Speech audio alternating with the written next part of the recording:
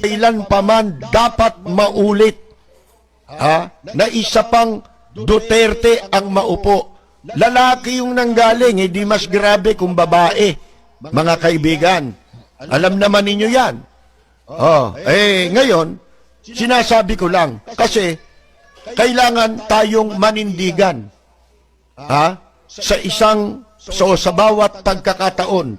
Pero kung darating yon, papanig ako kay Marcos para lamang hindi magtagumpay ang anumang masamang binabalak na muling mailuklok sa pwesto ang isa pang Duterte.